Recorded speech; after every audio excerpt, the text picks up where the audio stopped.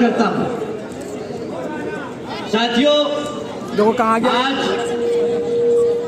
अपनी बात रखने से पीछे भी खड़े हैं यार। मैं अपने सभी संतों, गुरुओं व महापुरुषों को, जिसमें खासकर महात्मा ज्योतिबा फूले, छत्रपति शाहू जी महाराज, नारायण गुरु, पेरियार रामास्वामी जी, बाबा साहब डॉक्टर भीमराव अंबेडकर जी एवं मान्यवर साहब श्री काशीराम जी को नमन करता हूं।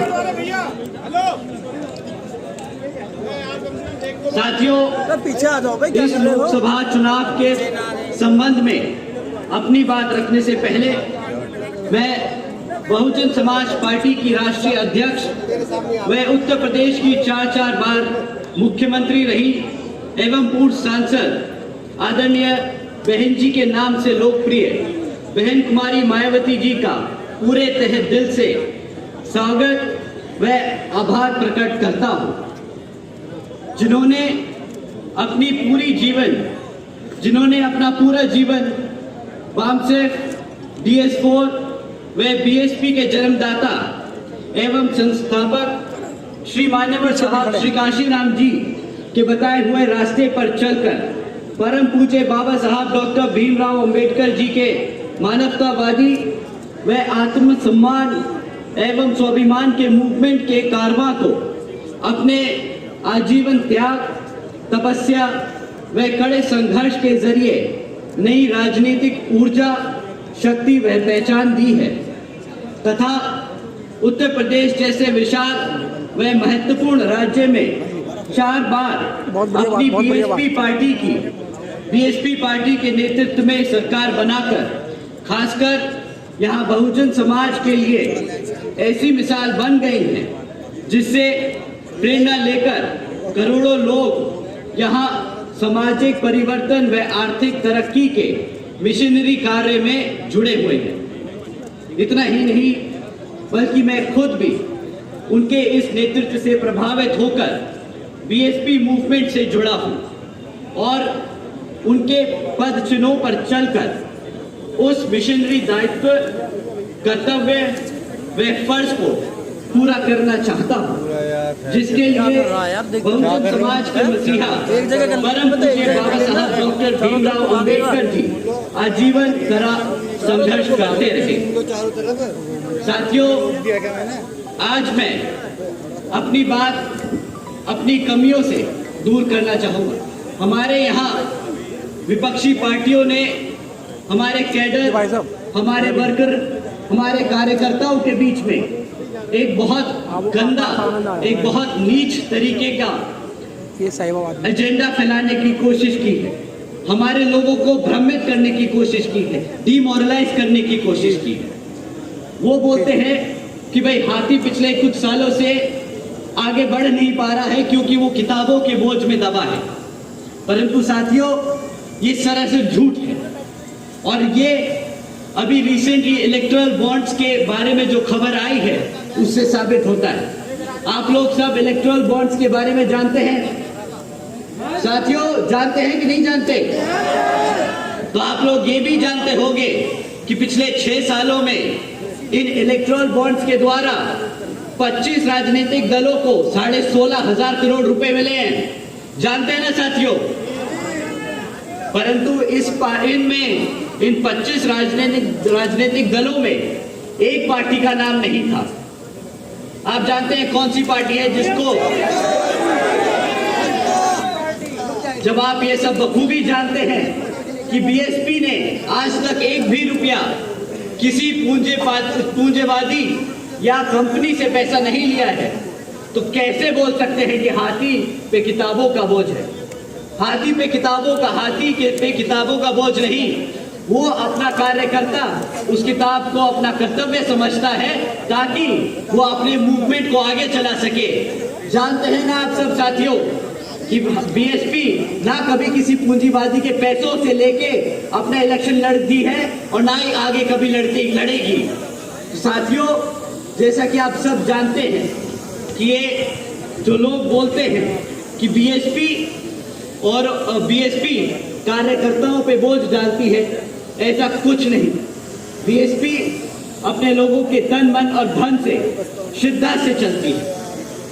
साथियों, जैसा कि आप जानते हैं कि लोकसभा के आम चुनाव चल रहे हैं और इस लोकसभा चुनाव में अन्य पार्टी आप लोगों से आकर आपसे वोट मांगने का काम करेगी, परंतु इस बारी आप वोट डालने से पहले उनसे पिछले 10 साल का रिकॉर्ड जरूर मांगिएगा कि पिछले 10 सालों में जब वो सत्ता में रहे हैं तो उन्होंने आप लोगों के लिए क्या काम करके दिए।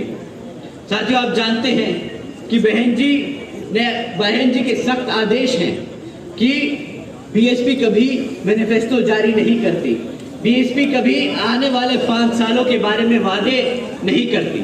बीएसपी हमेशा अपने पिछले कामों को लेकर चुनावी मैदान में उतरती है और अपने सपोर्टर्स को बताती है कि किस तरह उसने अपने 5 साल के कार्यकाल में क्या क्या काम करे। तो साथियों, मैं भी आपसे दरख्वास्त करूंगा कि आप जब विपक्षी पार्टियां आप लोगों के बीच में आए और वोट मांगे तो आप उनसे पहले उनके पिछले 5 से 10 साल के कार्यकाल की रिपोर्ट कार्ड मांगिएगा। साथियों, बीजेपी की केंद्र में रही सरकार पिछले 10 साल से चल रही है और वह इस बार आप लोगों के बीच में गली मोहल्लों में घूम रही होगी, परंतु उनसे कुछ मुद्दों पर आप लोगों को सवाल करने हैं। साथियों, पिछले 10 सालों में न शिक्षा पे उन्होंने कुछ काम किया, न सुरक्षा पे कुछ काम किया, न यहाँ रोजगार के लिए कुछ काम किया। अब शिक्षा की बात करें तो साथियों, हम सरकारी स्कूलों के बच्चों के सर्वे सरकारी रिकॉर्ड्स में देखें कि आजकल 8वीं कक्षा तक के बच्चे आज अंग्रेजी के शब्द पढ़ नहीं पाते। अगर हम एजुकेशन की बात करें तो स्कूलों में, सरकारी स्कूलों में आप बच्चों से अंग्रेजी में बात करने को कहें तो बेचारे सेंटेंस नहीं बना पाते। जहां रही बात मैथ की, प्लस माइनस मल्टीप्लिकेशन डिवीजन की, तो 8वीं तक के कक्षा के बच्चे, आधे बच्चे आज बेसिक मैथ्स नहीं कर पाते और आज 65% से अधिक सरकारी स्कूलों में कंप्यूटर्स तक की फैसिलिटी नहीं है। साथियों, आप सब जानते हैं कि शिक्षा कितनी महत्वपूर्ण होती है एक बच्चे का भविष्य बनाने के लिए। अगर भाजपा सरकार पिछले 10 सालों में हमारे बच्चों को शिक्षा ना दे पाई तो उसने हमारे खाली बच्चों की शिक्षा के साथ नहीं, आपके भविष्य के साथ खिलवाड़ किया। साथ ही साथ आज साथियों 10 साल में शिक्षा तो पूरी कर नहीं पाए, ना बेचारे रोजगार दे पाए। आज 3 में से 1 ग्रेजुएट युवा साथी बेरोजगार घूम रहा है। सरकारी नौकरियों के नाम पर सिर्फ पेपर लीक करने की खबरें आती हैं, जहां पर अगर कोई नौकरी निकल भी जाए, तो साथियों 1-1 हजार नौकरियां निकलती हैं, वहां पे 90-90 हजार लोग अप्लाई करते हैं। एक क्लास 5 की नौकरी के लिए यहाँ पर पीएचडी स्कॉलर्स, इंजीनियर्स और ग्रेजुएट्स अप्लाई कर रही हैं। साथियों, ना यहाँ पे शिक्षा का प्रबंध हुआ, ना यहाँ नौकरियां दे पाए। अब आप ये देखिए कि किस तरह वो दीमक की तरह हमारे सिस्टम को तोड़ने की कोशिश कर रहे हैं। जब आपके बच्चे पढ़ेंगे नहीं तो वो कैसे अपने पैरों पर खड़े हो पाएंगे? जब उनके पास नौकरी नहीं होगी तो कैसे वो घर में आप लोगों के पास वापस मुड़कर आप लोगों की मदद कर पाएंगे? ना नौकरी होगी, ना रिजर्वेशन होगा। साथियों, भाजपा का हमेशा से वादा रहा था कि भाई हम हर साल 2 करोड़ नौकरियां देंगे। अब 2024 में ना नौकरी की बात होती है, ना तरक्की की बात होती है, ना रोजगार की बात होती है, ना सुरक्षा की बात होती है, तो सिर्फ मंदिर, मस्जिद और धर्म की। ना धर्म ने कभी किसी का पेट भरा है, ना कभी भर पाएगा।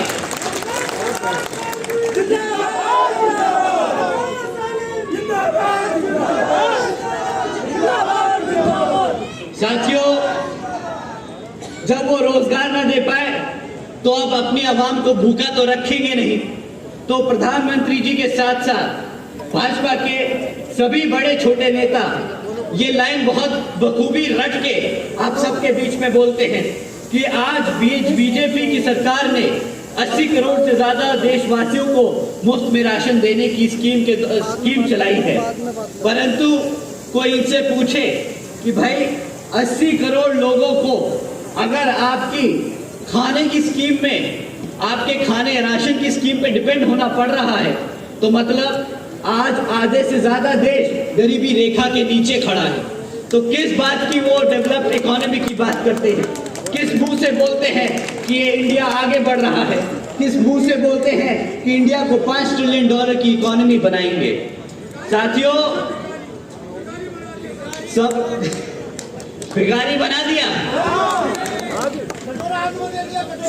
कटोरा हाथ में दे दिया।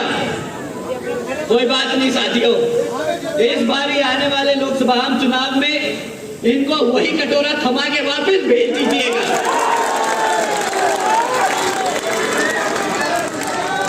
साथियों, इन्होंने आप लोगों को मुफ्त में राशन देने की स्कीम चलाई। आप जानते हैं कि इस मुफ्त राशन की लागत क्या पड़ रही है आप सब पे?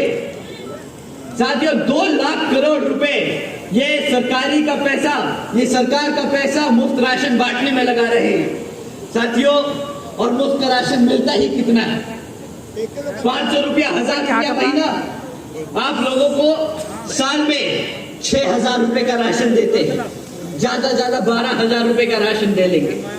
परंतु आपसे छीनते क्या है भाई? क्लास 4 और 5 की अगर नौकरी भी लग जाए तो 15 से 20,000 रुपए महीने की नौकरी लगती है। साल का आपको 2.5 लाख रुपया कमाने को मिलता है। ये 12,000 रुपए देके आपसे 2.5 लाख रुपए का चूना लगाते हैं। अगर यही है गुजरात का मॉडल, तो इस भारत को गुजरात का मॉडल नहीं चाहिए।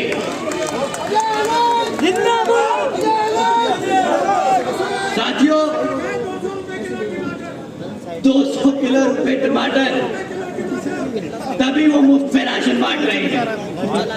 साथियों, उन्होंने वादा किया था कि काला धन वापस लेके आएंगे। कौन सा काला धन वापस आया? काले धन के नाम पे उन्होंने कितने ही काम किए हो। नोटबंदी करी। अब आप लोगों के पास, सबके पास डेटा है आरबीआई का कि भाई सारा काला धन तो दूर की बात, सारा कैश वापस आ गया। सारा कैश वापस सिस्टम में आके वापस चला भी गया। तो कौन सा काला धन इस केंद्र की सरकार ने रोक के दिखाया है? परंतु इस नोटबंदी के आड़ में इन्होंने जो हमारे गरीब भाइयों की कमर तोड़ दी, उसका जवाब अब आने वाले लोकसभा चुनाव में आप सबको इनके हाथ में कटोरा थमा के देने का काम करना होगा।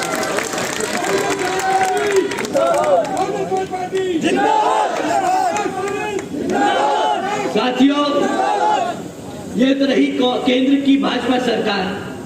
अब यहाँ पे राज्य की भाजपा सरकार भी कुछ कम नहीं। वह अपने आप को बहुत गर्व महसूस करते हैं जब बोलते हैं कि जी हमारी सरकार को बुलडोजर की सरकार बोला जा रहा है। उनको बोला जाता है बुलडोजर की सरकार क्योंकि उन्होंने गरीब लोगों के घर तोड़ने का काम किया। ये कोई गर्व की बात नहीं, ये कोई गर्व की बात नहीं। अगर यही इन्होंने बुलडोजर चलाए होते गुंडे और माफियाओं के अवैध धंधों पर, तो हम बिल्कुल बेशक उनके साथ खड़े होकर बोलते कि हाँ जी बहुत बहुत अच्छा काम किया है। परंतु जो आपने गरीब लोगों के घर तोड़े ना, मुख्यमंत्री जी को आने वाले विधानसभा चुनाव में इसका भी जवाब देना होगा। साथियों, ये सरकार अपने आप को फाइनेंशियली साउंड बहुत बोलती है कि हम बहुत टाइप की टेक्नोलॉजी ला रहे हैं, हम बहुत ज्यादा डेवलपमेंट कर रहे हैं। अब क्या कर रहे हो तुम? इनसे अगर हम आपके सामने अगर एक डेटा रखें तो इनसे इनकी फाइनेंशियल प्रूडेंस समझ आती है। साथियों, जब भाजपा की सरकार केंद्र में 2014 में आई थी तो केंद्र सरकार पर 58,60,000 करोड़ का कर्जा था। आज 10 साल बाद 2014 में इस भारत सरकार ने अपने ऊपर 152 लाख करोड़ का कर्जा ले लिया है। 152 लाख करोड़ का कर्जा जो यहाँ के देशवासियों को देना पड़ेगा, हमारे भारतीय लोगों को देना पड़ेगा अपनी मेहनत की कमाई से। साथियों, ये 152 लाख करोड़ का हिसाब अब इनसे हमें मांगना होगा कि इन्होंने ये 152 लाख करोड़ रुपए खर्चे तो कहाँ खर्चे, क्योंकि ना हमारे युवा साथियों के पास रोजगार है, ना हमारी बहन बेटियों के पास सुरक्षा है और ना ही हमारे यहाँ पे कोई नए स्कूल्स और कोई हेल्थ केयर के लिए हॉस्पिटल्स बनाए गए। साथियों, यह तो रही भाजपा की सरकार की हाल। अभी आपके बीच में लाल टोपी वाले भी आएंगे, वो भी बोलेंगे कि हम आप लोगों के लिए आपके हकों की लड़ाई लड़ेंगे। पर बहुत ही युवा या साथी यहाँ बोले कि भैया हमने इनको मौका दे के देख लिया। ये जब नए नए आए थे टोपी पहन के साइकिल पे घूमे और बोले कि हम युवा नेता हैं, हम यहाँ पे युवा साथियों का बहुत सहयोग करेंगे, उनके लिए रोजगार देंगे। परंतु वो हमें टोपी, वो खुद टोपी पहन के हमें भी पिछले 5 साल में टोपी ही पहनाते रह गए। साथियों, उन्होंने एक तरफा, जिस समाज ने उनको एक तरफा वोट डाला, पिछले कुछ दिनों ने आप लोगों ने सबने देखा कि किस तरह जब इस समाज पर उत्पीड़न हुआ, जब इस समाज पर तकलीफें आई, तो किस तरह इस समाज के समाजवादी पार्टी के अध्यक्ष चुप्पी साधे बैठे रहे। साथियों, जो आपके हकों के लिए नहीं बोल सकता, जो आपके हकों के लिए नहीं लड़ सकता, वो आपके वोटों का हकदार नहीं।